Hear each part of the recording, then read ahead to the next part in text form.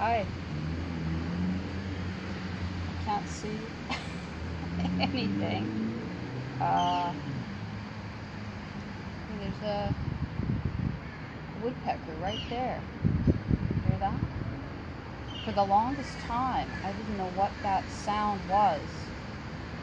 Now there's two of them. They're up on a telephone pole. And then you hear the baby, well, they're getting to be not so baby, the young crows, juvenile corvids over here. And they walk around, they like to get on the flashing with their claws that go walking along, making the scratchy noise. Every season there's a new batch, and some over the years I notice some of the batches of these young crows are a little bit harder to manage than others, and the parent, I always think of crows as female for some reason. They can't all be females. I was going to talk about art. I am going to talk about art. This is not what I had intended, and like I say, I can see my reflection in this camera screen, and now I'm doing that thing of looking into the void. But whatever, I'm here, you're out there. Thank you for being out there. It's pretty fantastic. This is really pretty phenomenal.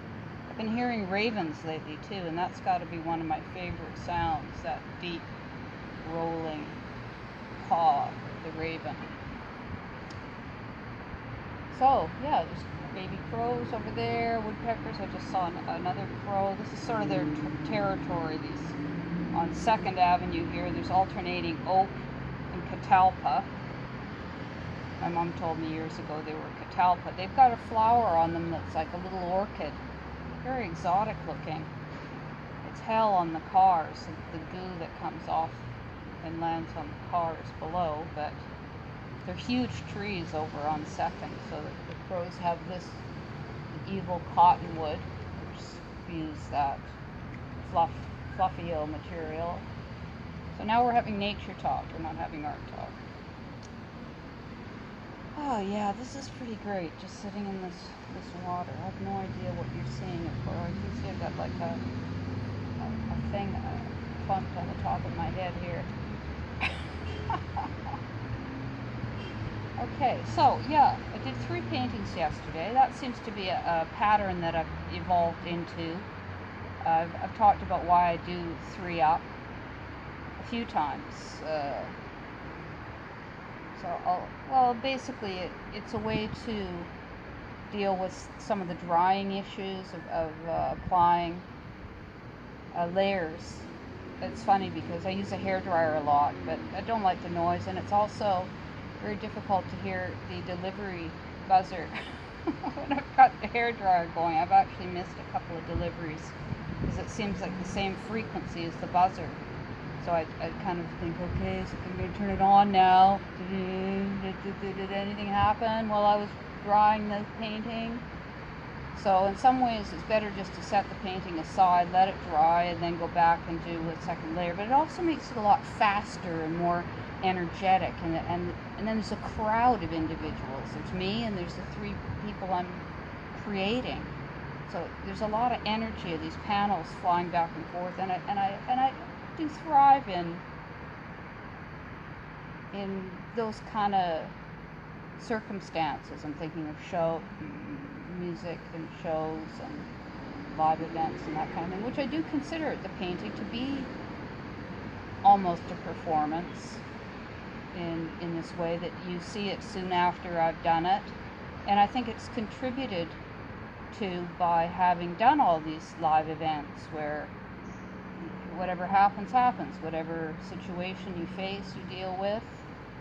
And Dave and I have always tended to thrive in adverse conditions, in small clubs, whatever it may be is going on. But that's part of it. I just like the energy of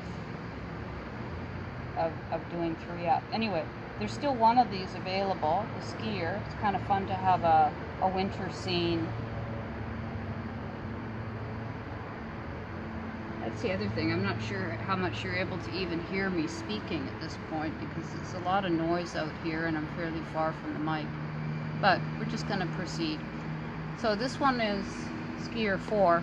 I know Skier went to Florida, so that was kind of a thrill. That was some time back. I did Skier. And I think that'll be in a bookstore. That's the Coco collection. I love that, the Coco. We've got the Clem 2, a couple of other C and K names that are kind of fun. Now I can't think of them. But yeah, so with this one, it's a playing around with gray and a cold winter scene on a hot summer day is kind of fun. But I knew that I was going to put snowflakes on. But I wanted to make the gray not just a black and white creation. I played around with the gray being purple gray, and I had a green gray and a blue gray, and that was augmented and complemented by the color of the lips. One of the reasons I do the lips in a red or a orange, these brighter colors, I always think about it as being, yeah, it's lipstick color, but it's also the only place other than clothing or backgrounds where I can get a good amount of color right in the middle of the composition. So I do think about what am I saying with these red lips or bright lips or all the kind of things. Many things go through my head while I'm painting. It's not a particularly relaxing process, but it's not meant to be. It's fully an exploration every time I do it.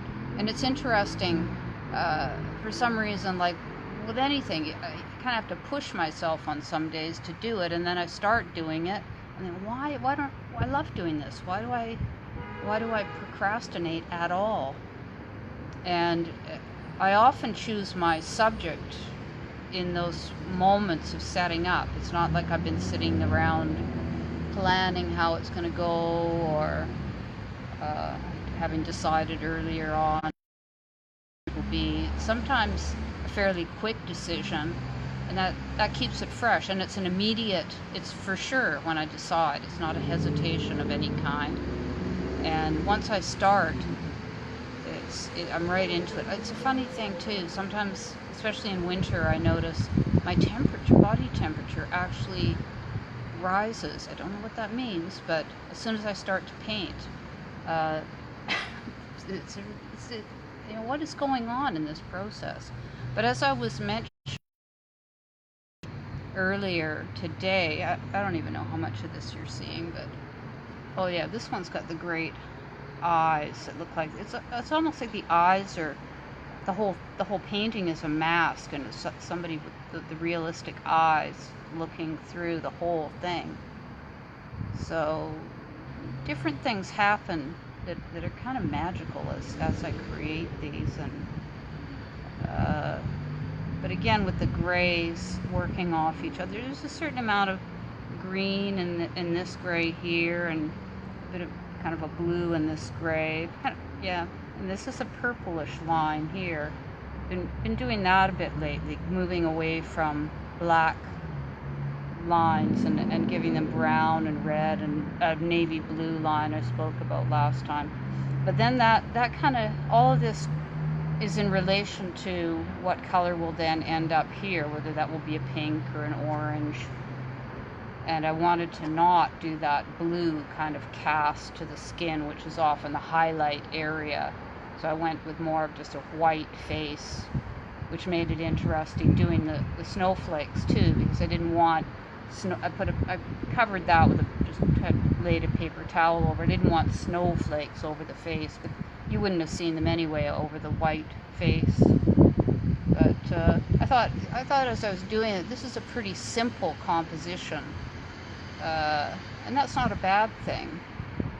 But there's nothing about it that I don't like, as far as it runs off the bottom. We've got an angle here, and it runs up off the top.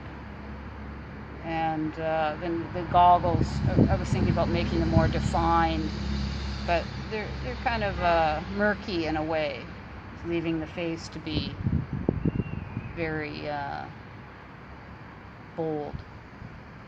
Okay, I think I'm gonna wrap this up, and I'm gonna go paint now. So I hope this all went live. I hope you could see something, and yeah, just since it's in my contract to tell you, this is still for sale,